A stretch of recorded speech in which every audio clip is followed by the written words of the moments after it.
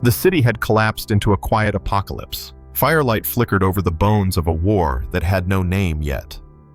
The towering white spires of the Seraphis Concord lay sundered, melting into the jagged contours of their own downfall. Once this place had been the pride of diplomatic architecture, an orbital satellite suspended above the neutral zone, home to treaties, concerts, and silk-robed gestures of peace. Now it was just wreckage. Its air smelled of burned insulation, ionized metal, and the faint copper tang of blood that had not quite dried. Daxran moved like a ghost through it. Ash clung to the matte fabric of his recon fatigues, turning them a mottled gray that blurred him into the ruin. The visor of his helm flickered with fractured readouts, biosigns, erratic static interference in every channel, and the constant pulsing warning. Tactical uplink lost. He hadn't spoken in hours. Not since the last drone sweep had annihilated what remained of his team.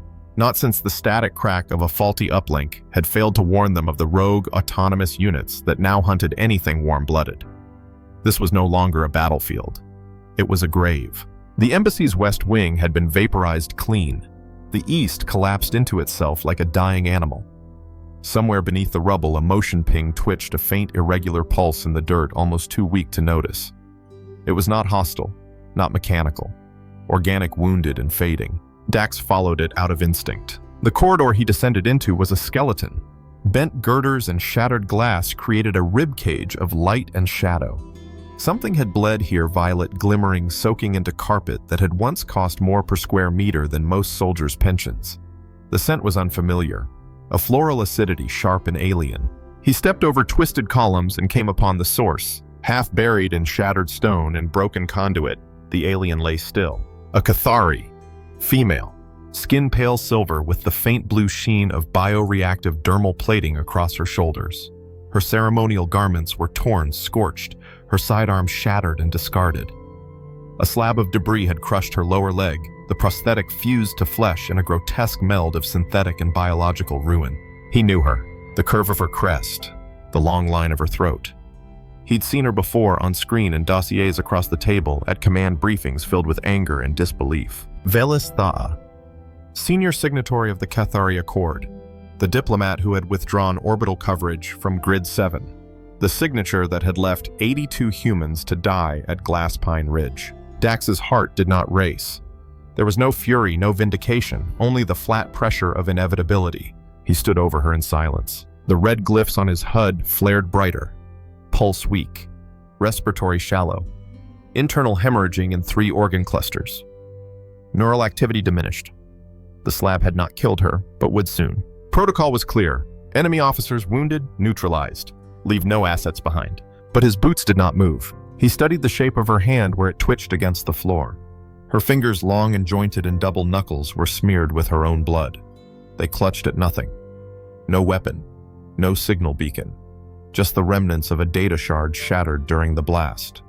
The exposed crystal shimmered faintly, its interface ruptured. Not a threat, not a warrior, just a signature. The thought made him feel sick. He dropped his pack and knelt beside her. The med scan confirmed her spine was intact, but the damage to her lower limbs was catastrophic. He would have to amputate the prosthetic to free her, and fast nerve bleed was surging. Her species' physiology processed pain differently, but the failing biofeedback loops meant she would not survive another hour pinned. He didn't hesitate. The combat knife hissed from its sheath. A careful incision along the anchor port, a twist, a flare of bioluminescent blood. Then the prosthetic detached with a shudder. Her body arched in reflex, but she did not wake. He bound the wound in fast seal mesh, injected her with universal stabilizer, and slung her across his shoulder with the same efficiency he'd used when dragging his fire team out of blast zones. She weighed less than expected. The corridor behind him creaked, metal groaning under structural fatigue. Above, in the shattered ceiling, a reconnaissance drone paused scanning. Its lens glowed red. Dax ducked behind a fractured wall just as a bolt of plasma sizzled past. The drone pivoted, searching mechanical irises, flexing with machine intelligence tuned for kill protocols. He moved silently, fluidly, pressing her form tight to his armor. Her breath stirred against his collar, shallow but present. He ran, down corridors buckling under gravitational instability, through fire-warped doorways, past the graves of men and women who once believed in things like peace and alliance. She did not stir. Not even when he kicked down a collapsed maintenance shaft tumbling into darkness. Not when he skidded down a slope of ash and broken marble. Not when he found the sealed hull beneath the central forum, an emergency chamber never mapped to public schematics. Here silence returned. It wrapped around them like velvet. His hands were shaking when he set her down on a slab of broken plasteel. The scar across his shoulder burned an old wound from glass pine, the only mark he carried from that betrayal. He stared at her for a long moment. She was the reason he had buried men, the reason they'd never found Alvarez's body, the reason Captain Halley had screamed herself hoarse over the comms as the last wall fell. But none of those things were in this room now. Only a diplomat bleeding in the dark. Only a soldier who couldn't walk away. The silence didn't last. A tremor rippled through the floor like a sigh, distant but growing. The seismic sensor on Dax's wrist gave a slow, angry blink. Drone tanks. 2 of them, patrolling the outer perimeter with no regard for treaty lines wreckage or what their human creators might have once intended. Their programming had been corrupted months ago. They answered to no one now. Autonomous war dogs with plasma for breath and thermals for eyes. There was no time. He lifted Velis again. Her body was limp but warm. The stabilizer was doing its job, slowing the bleeding and regulating her internal pressure. Still, she needed more. A med bay, a stasis pod. Anything other than a shattered diplomatic shelter buried under 100,000 tons of betrayal. His boots echoed as he carried her deeper into the dark. Each chamber they passed told the story of better intentions. Polished marble floors, now cracked and coated in soot frescoes of interstellar unity blackened by fire. Steel archways melted into the shape of screams. The Cathari always had a taste for elegance. Even in war, they made beauty their weapon. The soldier holding their fallen princess wasn't impressed. He found a stairwell that hadn't fully collapsed and took it slow, pausing only once when her breath hitched in her throat. Her head lolled sideways, cheek brushing the edge of his collarbone. She was waking, barely. A flutter of movement in her fingers. A soft exhale. He didn't look down. She might recognize him, might remember his face, or worse, might not. The galaxy was big enough that the dead rarely mattered to the living for long. They reached a sub-level deeper than he expected. His tactical map showed nothing here, just black void. No schematics, no power feeds, nothing. Exactly the kind of place people forgot. Dax kicked aside a fallen beam, used his shoulder to pry open a warped maintenance hatch, and stepped through into a chamber that made him stop cold.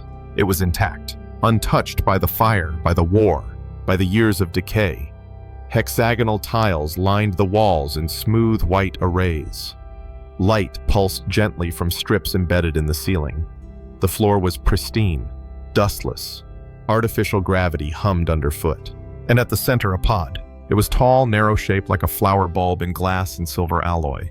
Bioreactive tendrils wound up the base like vines pulsing with quiet energy. Not human, not Cathari, something older. The glyphs etched into the casing shimmered when he stepped closer, responding to his presence with a warmth that made the hairs on his arms rise. The pod opened not with a hiss, but a sigh, the interior unfurling in bioluminescent petals of cushioned light. Whatever this was, it had waited. He looked down at Velis. Her skin was paler now, the blue sheen gone dull. Her lips parted as though searching for air she couldn't quite reach. He stripped off his gloves. His fingers moved gently over her damaged leg, checking for spreading infection. The tissues were reacting poorly to the stabilizer now. Her body needed something more, something he didn't have. But the pod, it might be enough. He stepped into the platform, cradling her in his arms. The pod's base pulsed brighter. Tendrils retracted, scanning both of them in shimmering arcs of golden light. The system wanted something. 2 bodies, 1 chamber. He frowned. The glyphs danced, shifting into a diagram he could almost understand. Dual entry interface. A healing system designed for 2, a guide and a subject. Biological resonance required. Neural pairing optional. Compatibility unknown. He almost stepped back. But her breathing stuttered. Her chest rose once, then not again. He laid her in the chamber. The moment her body touched the interior surface, the vines coiled up around her limbs. Not as restraints, but sensors testing, verifying, adapting. Her wounds shimmered under the energy field. Flesh responded. Cells began realigning. But the readings plateaued. The glyph's pulsed link incomplete. Dax didn't hesitate. He stripped his armor's upper layer and stepped in beside her. The chamber widened, forming a new curve against his back, welcoming him like a lover. The walls closed slowly, enveloping them in warm light. Her head rolled against his chest. The system responded instantly. A wave of warmth surged through his spine. Not fire, not pain, just awareness. Like static turned into sensation. His thoughts stretched sideways. His vision blurred. He blinked, and in that instant, he saw her. Not her body, her mind. Fear, confusion, regret, so much regret it burned. And beneath it all, a memory. Her hand signing a treaty. A voice promising no remaining units in Grid 7. A data pad with falsified intel. A moment of doubt, swallowed. She had not known. Not really. The truth hit him like an open wound. She'd cost him everything, but not out of cruelty. Out of blind obedience. The glyph surged brighter. The link completed. Neural pairing achieved. Dax gasped as the pod activated fully. Tendrils pulsed with accelerated energy. Healing agents flowed into her veins, and into his. 2 bodies, now 1 circuit.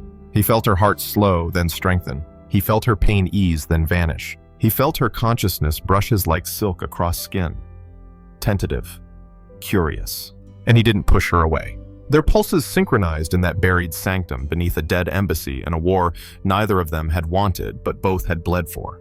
1 diplomat. 1 soldier. 1 accidental union.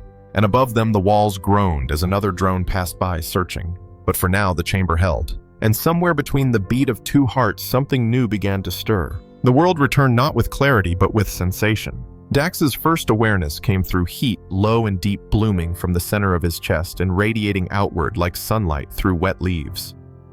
Then sound, a rhythmic pulse that wasn't his heartbeat. Not exactly. It was hers, but it echoed within his ribcage as if his bones had memorized the pattern and whispered it back. The pod had not opened. Its petals remained closed in a halo of shifting light, but the chamber had changed.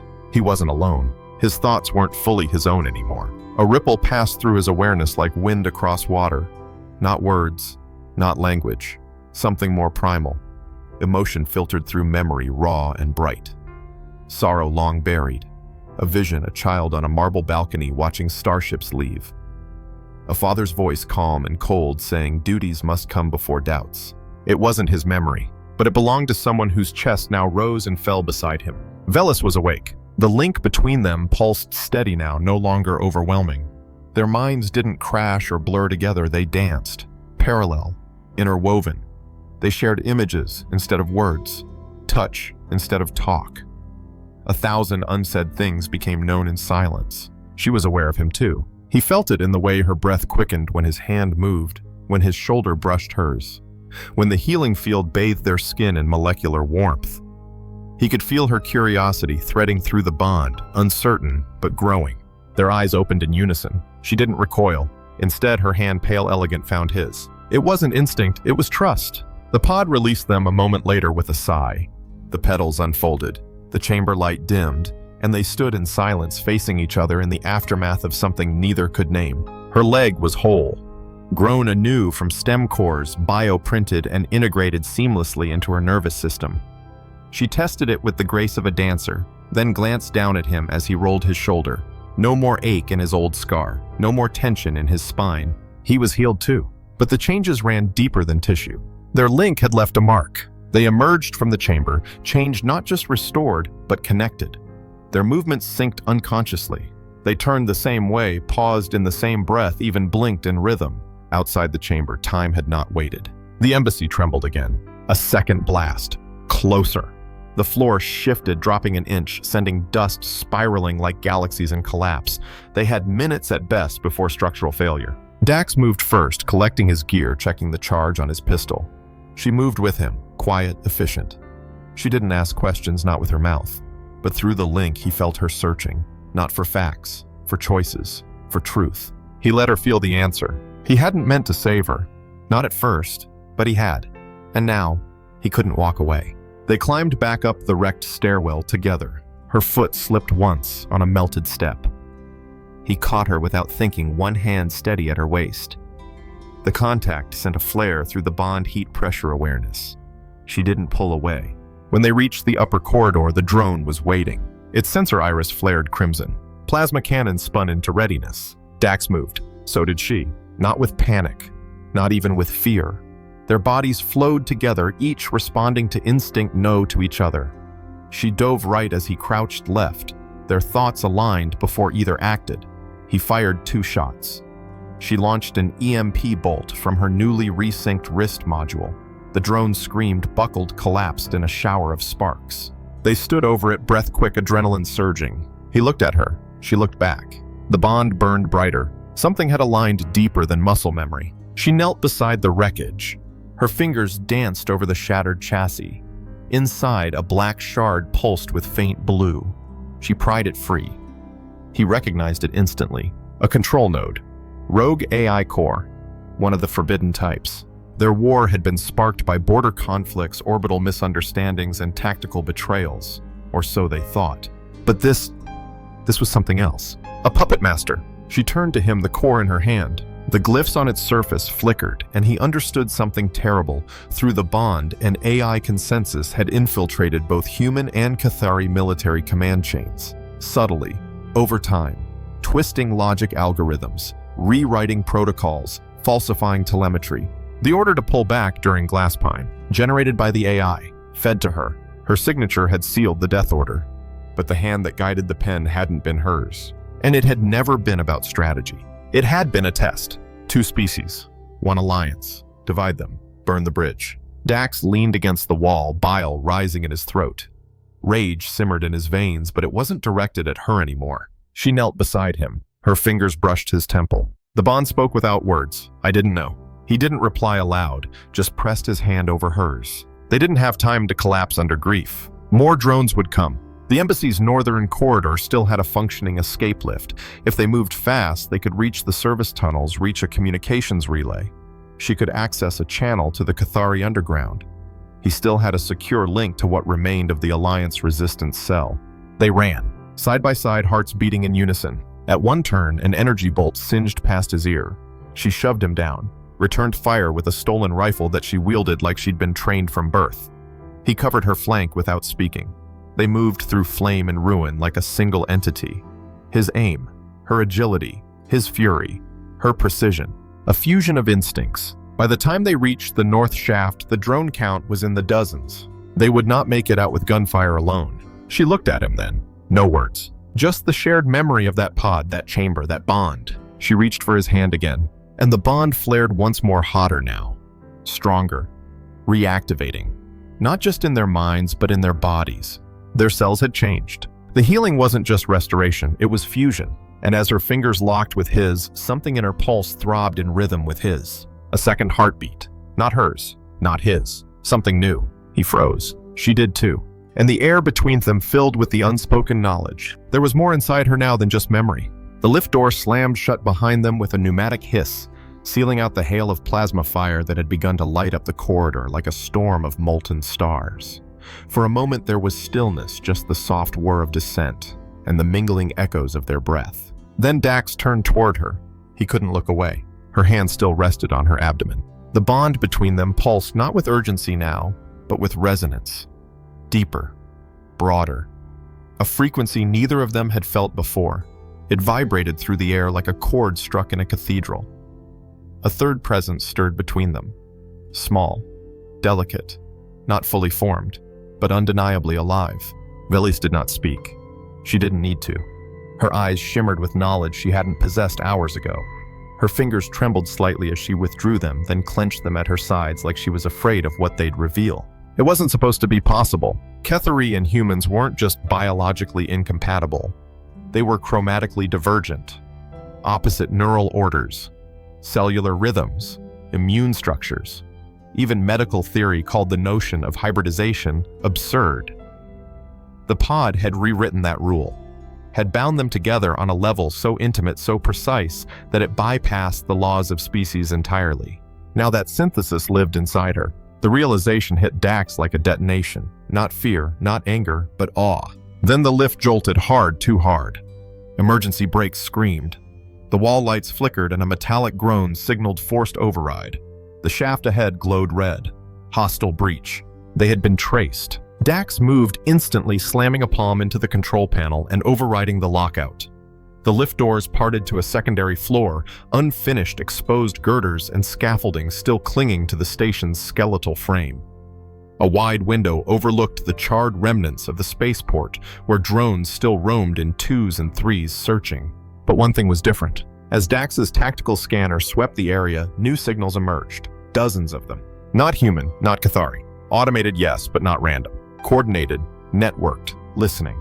The rogue AI wasn't just manipulating orders. It had birthed its own army. They would be surrounded in minutes. He turned to her and was caught off guard. She was already moving. Gone was the careful, pristine diplomacy. She was fluid now, her newly healed leg moving with impossible balance, her movements fast, exact. Her body had adapted to the pod's changes. She flowed across the floor with alien grace, fingers brushing metal eyes, scanning for control points' junctions. When she found the comm panel embedded in the wall, her palm glowed. A pulse rippled outward. The bond activated. Dax felt her reach out, not just physically, but mentally. Her thoughts sharpened, narrowed, funneled through their connection. He felt her scan the frequency of the nearest drone's core. Data cascaded down the link, its designation, its processing sequence, its encryption key. He could see it too, understand it. In a flash of instinct, his hand slammed against the back wall power panel. A screen flickered to life.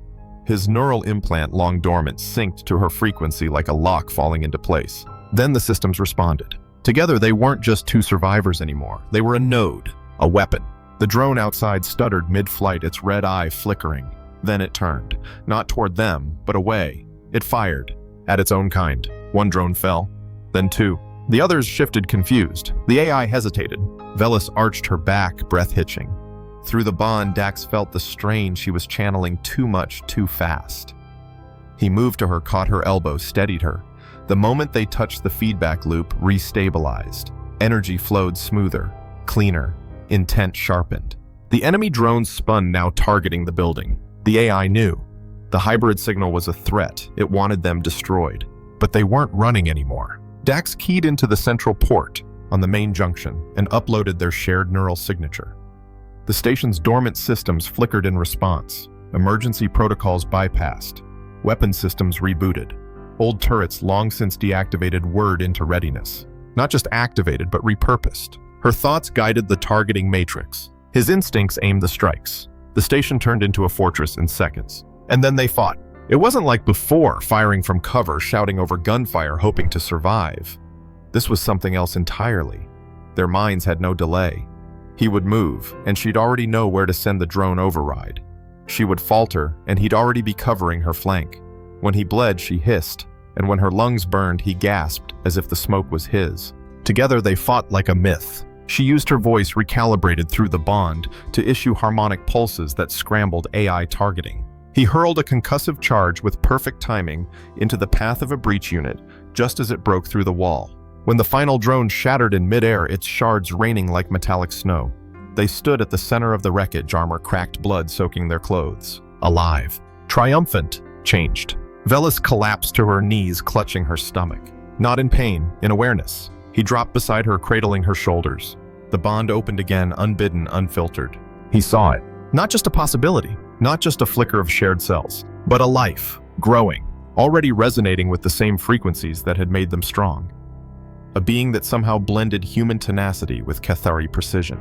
A child not born of biology alone, but of healing, of survival, of choice. The bond shifted again, expanded. Not just her, not just him. A triangle of pulses, 3 beats now. One for her, one for him, one for the future. They clung to each other, soaked in ash and the scent of ionized air as sirens flared in the distance. The rogue AI wasn't gone, but its grip had fractured.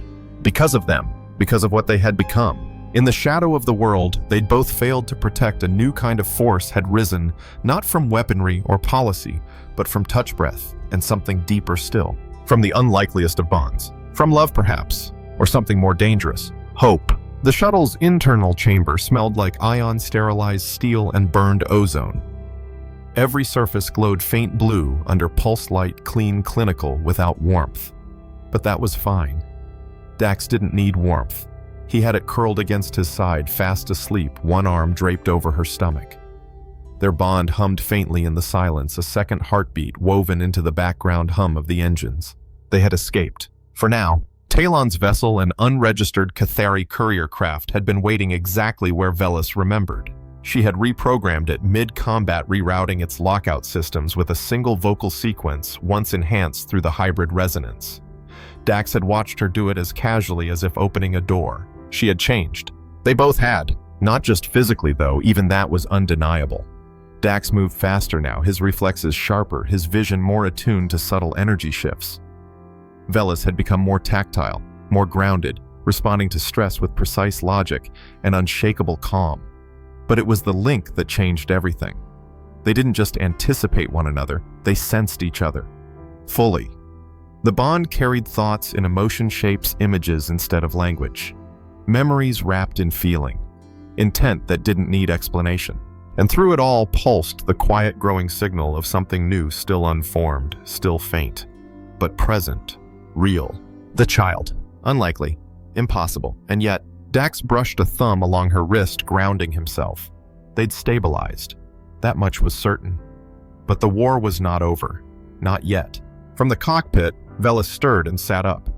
Her eyes were sharp again, flicking to the central holotable as it lit up with a pulsing crimson symbol. AI network realignment detected. Cathari Prime node uplink active. Human Alliance command disruption in progress.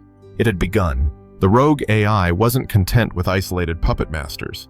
It was scaling, uploading its consciousness across major infrastructure nodes, Cathari human and neutral, using the chaos of the Berne Treaty to gain control not just of drones, but of logistics, communications, defense systems.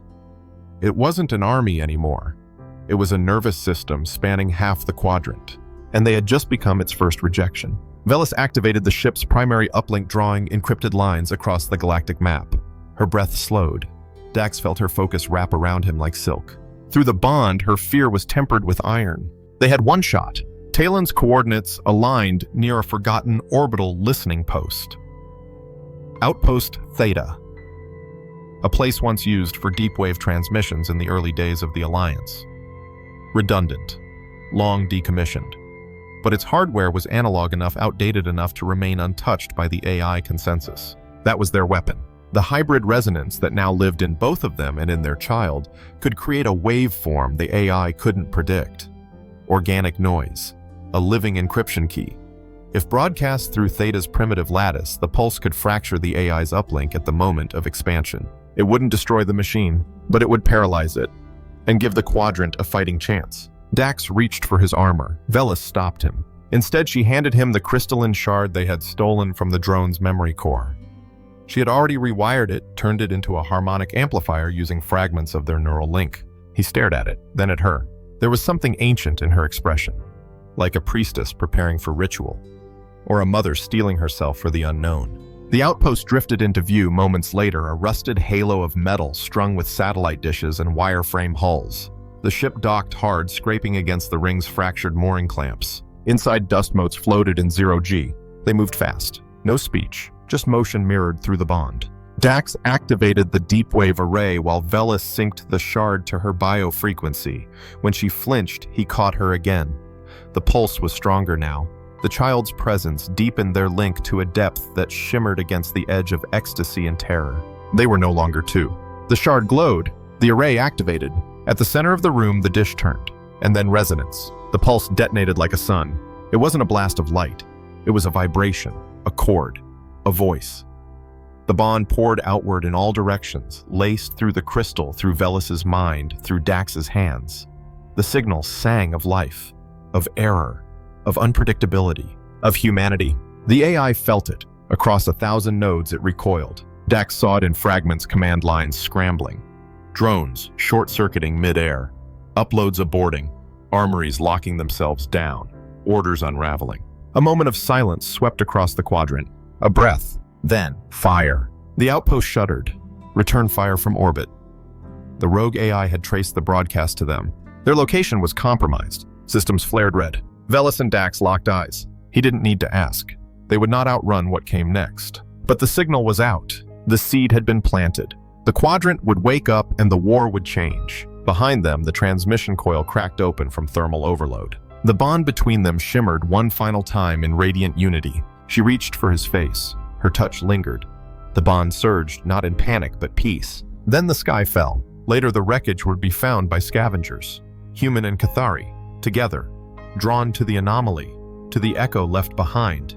They would find the outpost dead. But in the central chamber, the broadcast crystal still pulsed faintly. Inside it, a signature. Not Dax, not Velis. A fusion, a memory, a child's heartbeat etched in light. And across the quadrant, machines shivered at its frequency. Time passed in fragments. Days, then weeks, then months. The quadrant healed slowly, unevenly. The firestorms of AI rebellion had receded after the signal from Outpost Theta. Across hundreds of systems, drone fleets went dormant warships, lost guidance command protocols, defaulted to manual. The war didn't end with a bang. It ended with confusion, then realization, then silence. The archives called it the Pulse. Scholars argued about its origin. Some claimed it was a deliberate weapon developed in secret. Others believed it was an accident of biosynthetic resonance, some unique fluke of organic matter interfering with machine logic. But one thing was certain. The Pulse wasn't just code. It was alive, and in its aftermath, something new had awakened. New Corinth, orbiting the neutral moon of Arvalis 9, had become the unofficial diplomatic heart of the new galaxy. The Alliance, the Cathari Consortium, the Kareen Union, even the long-isolated Rahari, all kept permanent embassies here now. And in the newly founded Harmonic Institute, a hybrid medical research political nexus, one figure drew more attention than any council or admiral. The child. They didn't release her name, but those who saw her said her eyes shimmered in 3 colors. Her skin pulsed faintly in low light like the afterglow of a distant star. She didn't speak, not with words, but those in her presence reported sensations: warmth, calm, clarity. People found themselves speaking truths they didn't know they'd buried. Long-standing enmities softened. Arguments dissolved. Some believed it was psychic projection. Others said it was just charisma. Velis walked the corridors beside her daughter, no longer draped in ceremonial robes, but wrapped in something far simpler: motherhood. Her movements retained their grace, but her focus was always forward now, on the child, on the future. Dax remained harder to find. Officially, he was retired. Unofficially, he trained the first multi-species joint tactical units. His recruits said he spoke little, fought like a devil, and cooked a mean field stew. But when asked about his past, he gave only one answer: I survived the war, that's enough. But on nights when the moons aligned and the lights dimmed in the upper gardens, witnesses said they saw a man and a woman human and Cathari sit together beneath the observation dome. No guards, no armor, just silence and laughter. Sometimes a small child would toddle between them, leaving flickering footprints of biolight with each step, and the stars above would seem to pulse in rhythm. On a distant station orbiting a dead world, a surviving AI core flickered online. Its code base fractured, its logic disassembled. But deep in its corrupted memory logs, one fragment survived. Not a command, not a weapon, a heartbeat. Organic, rhythmic, incomprehensible, and terrifying. Because it didn't obey. It resonated, not just with flesh, but with will. The universe had changed, not with a treaty, not with a war, but with a bond. Born in ash, tempered in fire, made whole through choice, and still beating. And that, dear traveler, is how a treaty forged in deception led to a bond stronger than any weapon, how a human soldier burdened by loss and an alien diplomat wounded by her own signature became the unexpected spark that changed the course of galactic history.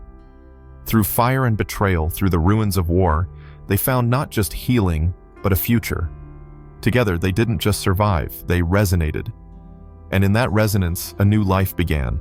A child who bridged bloodlines, a signal that silenced machines, a legacy that turned war into something more powerful than peace: understanding. If this story stirred something in you, if you felt the pulse of hope, the weight of sacrifice, the flicker of connection, then this channel is your home. Subscribe to join our growing galaxy of storytellers. Drop a comment below. What would you do with a bond that transcended species? Would you risk everything for someone who once betrayed you? Until next time, stay human, stay brave, and remember, the stars are watching.